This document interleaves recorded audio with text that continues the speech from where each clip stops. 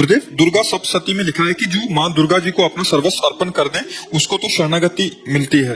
माँ ने जितनी समझ, जितनी सामर्थ्य, जितनी शक्ति दी, मैंने अपना सर्वस्व अर्पण कर दिया। महाराज जी, कुछ तो कारण है कि इतना होने पर भी पूर्ण शरणागति नहीं हो रही। कृपया मेरे मन की इस दुविधा को।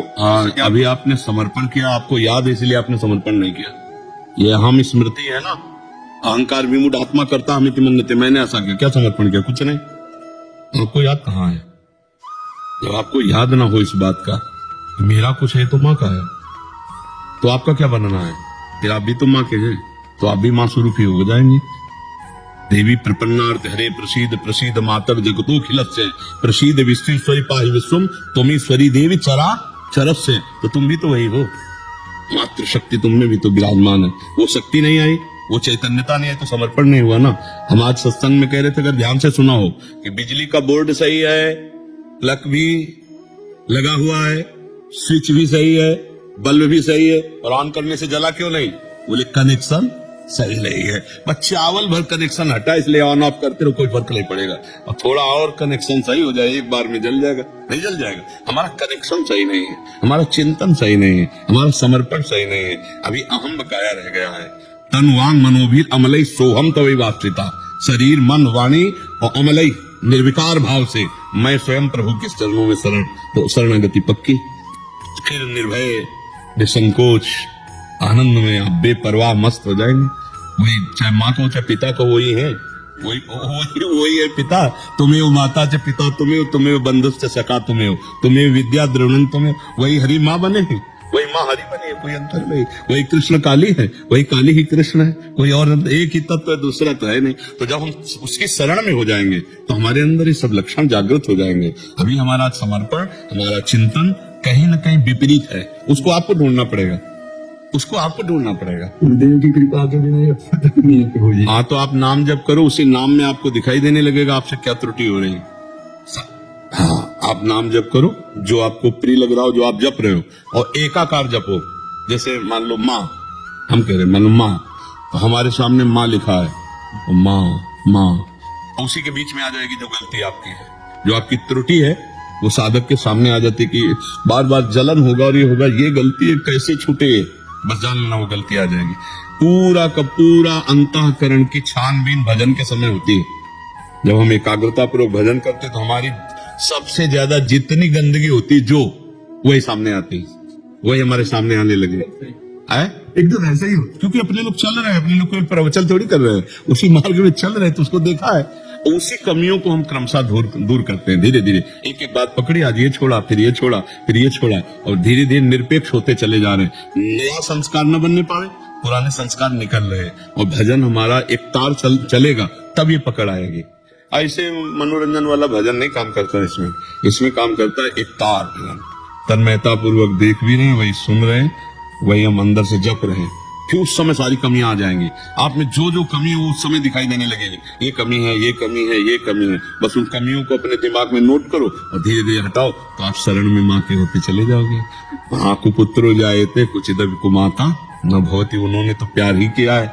हमारी तरफ से जो कमी है उसको हम माँ के ज्ञान बल से, बुद्धि बल से दूर करते हैं, और माँ के करुणा में चरणों का आश्रय लेकर के माँ स्वरूप हो जाते हैं। चिद चिद लक्षणम, चेतन अचेतन वही तत्व है, उसी में लीन हो गए, तब हो गया। माँ में इतना चिंतन करें कि अपना स्वरूप माँ में हो जाए, तभी माना जाएगा कि आप माँ के पूर्ण शरणागत हो गए। नहीं, हाँ, ये ढांचा केवल है, अंदर मंदिर में माँ ही बैठी है। तो माँ ने इतना तो ज्ञान करा भी दिया है, अनुभव में नहीं आया। बस अनुभव बिना ज्ञान। जैसे मान लो हम कहा कि खीर बनाने की पूरी प्रक्रिया पता है, पर कभी बना के नहीं खाया, तो अधूरा है लाभ प्रक्रिया। एक बार चक बना करके खाए तो ये बात अनुभव में आ जाए, तभी अनुभव गम में भजे जय संता। ज्ञान तो बहुत लोगों को है, लेकिन उसका अनुभव कहाँ है? अनुभव हो जाए तो जीवन मुक्त हो जाए, आनंदमय हो जाए। ठीक है महर्षि, जैसे हमें प्यारी जी श्री जी राधा रानी से प्रेम है और उनके भक्तजनों को उन पे पूरा दृढ़ विश्वास है और वो प्रेम भी करती हैं हमसे, तो वैसे ही जो माँ के भी बहुत सारे भक्त हैं, तो माँ भी वैसे ही प्रेम दुलार वैसे। आप सच्ची मानिएगा कि माँ को जो नहीं भजते उनको भी माँ दुलार कर रहे हैं, कि जो माँ को भज रहे हैं उनको दुलार कैसे लेकर? देखो ना, पूरी सृष्टि का पालन पोषण माँ के द्वारा ही तो हो रहा है। आद्या शक्ति त्रिगुणमयी माया माँ भगवती अम्बा ही तो पूरे जगत का पालन पोषण कर रही है। हरि की शक्ति से तो सब हो रहा है। तो शक्ति स्वरूपा यही तो है माँ, यही तो जगदम्बा है। तो हमें लगता है यदि हम प्यार से भजन करेंगे तो निश्चित यही सब है। आपसे सच्ची कहते हैं, आप सीता कहो, राधा कहो, दुर्गा कहो, काली कहो, अम्बा कहो, वो महाशक्ति है। वही सब परम तत्व है। 10-20 तत्व नहीं है, एक ही है। लीला में अलग अलग लीला है। कहीं माँ का शांत रूप है, गौरी शांत रूप, कहीं विकराल चामुंडा भद्रकाली विकराल, कहीं विकराल कहीं शांत, उन्हीं के सब रूप है। हम अगर प्यार से माँ को भजेंगे तो भगवत प्राप्ति भी हो जाएगी, ब्रह्म बोध भी हो जाएगा, जो चाहोगे वो हो जाएगा। पर इतना मानना है कि माँ से बढ़कर कोई नहीं है, भाई ये अंदर मान करके भजन करे तो उसको सब कुछ प्राप्त हो जाए। जैसे रामकृष्ण परमहंस जी को कौन सा तत्व बोध नहीं, कौन सा ज्ञान नहीं, और भद्रकाली माता के उपासक थे, सब कुछ ज्ञान प्राप्त है उनको, सारा ज्ञान उनको प्राप्त हो गया। तो मतलब अपनी उपासना में हमें जो दृढ़ रहना, उसमें दृढ़ रहना। उपासक को ये मानना होगा कि जिसकी हम उपासना करते हैं उससे बढ़कर कोई नहीं है। जब ये मानेगा तभी उसकी आसक्ति उस पर होगी। वो चाहे जो उपासक, जैसे हम राधा चरणों के उपासक हैं तो इसके आगे कुछ नहीं। आप माँ के उपासक तो माँ के आगे कुछ नहीं, राम उपासक राम के आगे कुछ नहीं, शिव उपासक शिव के आगे कुछ नहीं। तभी समझ में आएगा, क्योंकि उनके सिवा कोई है नहीं।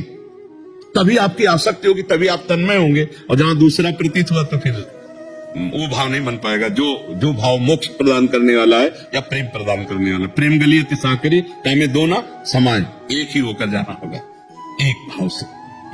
माँ की स्तुति करो बस, एक कोई पकड़ दो उसे। बस उनके सिवा कोई है ही नहीं। तुम ईश्वरी देवी चराचर से, तुम ईश्वरी देवी चरा, तुम ही ईश्वर हो, तुम ही चराचर जगत हो, दूसरा कोई नहीं। देवी जी के लिए हो, तुम ईश्वरी देवी चराचर से। देवी प्रपन्नार्थ माने शरणागत, हरे प्रसीद, जो इनकी शरण में आ गया उसके सारे दुखों को हरण करके प्रसन्नता और सुख प्रदान किया। देवी प्रपन्नार्थ हरे प्रसीद मातर जगतो खिलत से, हे जगत की अखिल माता आप हम पर प्रसन्न हो। हाँ, सब पर दया करो, सत्य भाव से चलो, उनका नाम जप करो, दूसरों को सुख पहुंचाओ, माँ प्रसन्न हो जाएगी। मुझे माँ ने ये ज्ञान कराया, एक को ब्रह्म द्वितीय नाम से, सब में मैं ही हूँ। जब ये ज्ञान उसने कराया तो ये दर्शन भी वही देगी। इसके लिए हमको निरंतर उसका चिंतन करना है। ऐसा नहीं कि आलसी बनकर बैठ जाना है। अनन्य चिंतन तो माँ, दिन रात ये प्रार्थना कि माँ एक बार अपने चरण में बिठा ले, एक बार अपनी ज्योति से आप ज्ञान करा दो कि आप क्या चाहती हो, जो साधना आप चाहो मैं वैसा ही करूँ। जिस दिन विकलता आ जाएगी उस दिन कहना नहीं पड़ेगा ये विवाह जान लो माँ ज्ञानी नहीं, या देवी सर्वभूते बुद्ध रूपेण